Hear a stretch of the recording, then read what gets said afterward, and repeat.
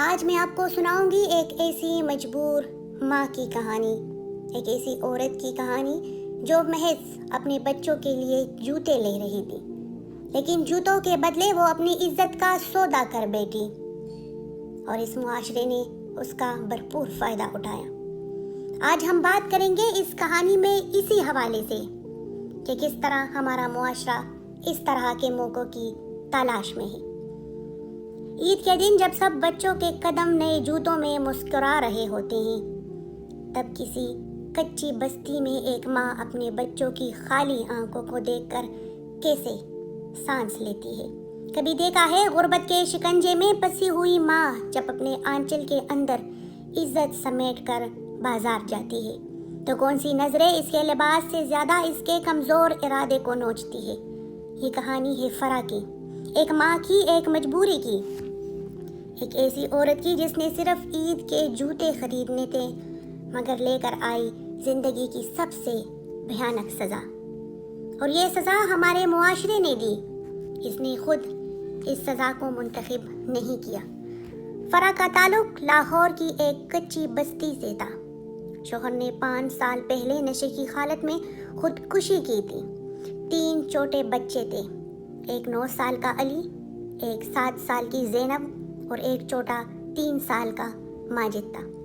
فرا دن بھر لوگوں کے گھروں میں کام کرتی، کبھی برتن کبھی جھاڑو، اور رات کو بچوں کو پڑھاتی کہ ان کا مستقبل اندھیرا نہ ہو۔ رمضان کا مہینہ تھا، آخری عشرہ، گھر میں روزے تھے مگر دسترخوان خالی۔ بچوں نے ایک دن کہا، امی عید آ رہی ہے، سب کے پاس جوتے ہیں، ہمارے پاس نہیں۔ فرا کی آنکھیں نم ہو گئی۔ اس نے آسمان کی طرف دیکھا، یا اللہ بس اس بار میری مدد کر دیں، میرے بچوں کی عید خوشیوں سے بھر دے۔ فرا نے کچھ پیسے جوڑے، کل ملا کر صرف 500 روپے، اور چلی گئی بازار۔ گرمی شدید تھی، بھیڑ زیادہ تھا۔ وہ تک کر ایک جوتوں کی دکان پر رکی۔ وہاں ایک جوان دکاندار کھڑا تھا جس کا نام کامران تھا۔ اس نے دیکھا ایک عورت پسینے میں شرابور، چہرے پہ غربت، نظریں جھکی ہوئی، ہاتھ میں پرانے نوٹ تھے۔ کامران نے نرم لہجے میں کہا، باجی آئیے نا، بچوں کے لیے جوتے چاہیے، آپ فکر نہ کریں، میں آپ کو خاص رعایت دوں گا۔ فرا تھوڑی مطمئن ہوئی۔ اس نے کہا، بس اتنے ہی پیسے ہیں، بچوں کے لیے کچھ اچھا لینا ہے۔ کامران اسے دکان کے اندرونی حصے میں لے جانے کی پیشکش کی۔ اندر کچھ خاص مال رکھا ہے جو شوکیس میں نہیں رکھا، آپ آئیے، خود اس میں سے چن لیجئے۔ فرا پہلے جھجکی، پھر بچوں کی خوشی سوچ کر ہاں کر دی۔ جیسے ہی وہ اندر گئی دروازہ بند ہو گیا۔ کامران کا ایک اور دوست بھی اندر آ گیا۔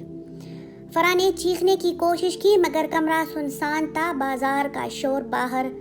وہ روتی رہی، چیختی رہی، گڑ گڑاتی رہی، خدا کا واسطہ مجھے جانے دو، میرے بچے میرا انتظار کر رہے ہیں۔ مگر وہ دونوں درندے اس کی مجبوری کو نوچ چکے تھے۔ فرا جب باہر نکلی تو بدحال، پسینے سے شرابور، اپنے حواس کو بیٹھی تھی۔ فرا کی چپ سناٹا بن چکی تھی۔ وہ گھر آئی، بچوں کو جوتے دیے، بچے خوش تھے، ہنس رہے تھے، مگر ماں کی ہنسی کہیں کھو گئی تھی۔ کمرے میں جا کر آئینہ دیکھا اور خود سے نظریں چرا لی۔ اس نے اپنی کوکھ پر ہاتھ رکھا، کیا میں اب بھی ماں کہلانے کے قابل ہوں؟ اس کے آنسو بہتے گئے، رات سیاہ ہو گئی، نیند کھو چکی تھی۔ جب فرا نے ہمت کر کے ایک پڑوسن کو سچ بتایا تو جواب ملا، تم ہی نے موقع دیا ہوگا، ایسے تو کوئی نہیں کرتا۔ پولیس گئی تو پہلے رپورٹ نہیں لکھی، کہا کوئی ثبوت ہے؟ دکاندار نے صاف انکار کیا، الٹا کہا یہ عورت خود آئی تھی، پیسے مانگ رہی تھی، ہم نے انکار کر دیا تو الزام لگا دیا۔ فرا کو صرف شرمندگی ملی، انصاف نہیں۔ عید کے دن بچے سو رہے تھے، ماں نے ان کے سروں پر ہاتھ رکھا، میرے بچوں میں تمہارے لیے سب کچھ کرنا چاہتی تھی مگر اب میں خود کو مزید برداشت نہیں کر سکتی۔ صبح کے وقت محلے والوں نے دروازہ توڑا۔ فرا پنکھے سے لٹکی ہوئی تھی، نیچے عید کے جوتے رکھے تھے اور ایک پرچی، میرے بچوں کو معاف کر دینا، ان کی ماں ہار گئی ہے۔ یہ صرف ایک کہانی نہیں، یہ ایک حقیقت ہے۔ ہزاروں فرا روز بازار جاتی ہے، کسی کے لیے عزت لے کر آتی ہے، کسی کے لیے قربانی چھوڑ کر، اور ہم بس تماشائی بنے رہتے ہیں۔ خدا را معاشرے کو بدلیے۔ کسی مجبور کی خاموشی میں بھی آواز ہوتی ہے اگر سن سکے۔ فرا کے حوالے سے یہ ایک کہانی نہیں، یہ تماچا ہے ہمارے معاشرے کے منہ پر، اگر ہم سمجھیں۔ لیکن ہم سمجھتے ہیں، لیکن خود کو ہم نے ناسمجھ بنا رکھا ہے، اور یہ گناہ ہم لوگ ہی کرتے ہیں، کیونکہ اس معاشرے میں ہم ہی رہتے ہیں، کوئی آسمان سے اتری ہوئی مخلوق نہیں رہتی۔ اس معاشرے کو ہم ہی بہتر بنا سکتے ہیں، اور اس معاشرے کو ہم نے ہی گندا بنایا ہوا ہے، جس طرح فرا کے ساتھ ہوا۔ اللہ نہ کرے کہ کل ہمارے گھر کی بہن، بیٹی، ماں ایسے مقام پر آ کے کھڑی ہو جائے اور اس کے ساتھ بھی اس طرح، اللہ نہ کرے، اس طرح کا گناہ ہو جائے۔ لہٰذا مجبور عورتوں کی مجبوری سے فائدہ نہیں اٹھانا چاہیے، بلکہ ان کی مدد کرنی چاہیے۔ اللہ تعالیٰ فرماتا ہے کہ جب لوگ میرے غریب بندوں کی مدد کرتا ہے، وہ ایسا ہے جیسا انہوں نے میری مدد کی، میرے ساتھ قرض کیا، اور میں وہ قرض قیامت کے دن سود سمیت اپنے بندوں کو لوٹاؤں گا۔ تو وہ قرض دو قسم کا ہے۔ اگر ہم اللہ تعالیٰ کے بندے کے ساتھ شفقت سے پیش آئے، اس کی مدد کریں، چاہے اسے کپڑے، جوتے لے کر دیں یا پیسے لے کر دیں، تو اللہ تعالیٰ ہمیں سود سمیت واپس کرے گا۔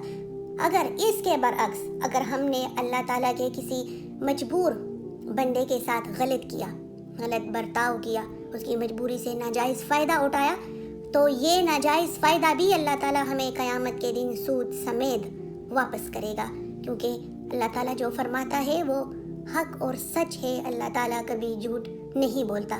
اگر اللہ تعالیٰ نیکی کو سود سمیت لوٹائے گا، اپنے بندے کے لیے بخشش کا راستہ بنائے گا، اسے بخشش کا سامان بنائے گا، تو جب ہم گناہ کرتے ہیں تو اسے بھی سود سمیت لوٹایا جائے گا، کیونکہ کہا جاتا ہے کہ اگر اللہ تعالیٰ رحمان اور رحیم ہے تو وہ قہار اور جبار بھی ہے۔ ہمیں اس بات کو بھی نظر انداز نہیں کرنا چاہیے۔ یہ تھی ایک چھوٹی سی انفارمیٹیو ویڈیو۔ اس طرح کی مزید انفارمیشن کے لیے میرے چینل کے ساتھ جڑے رہیے گا۔ Thank you so much.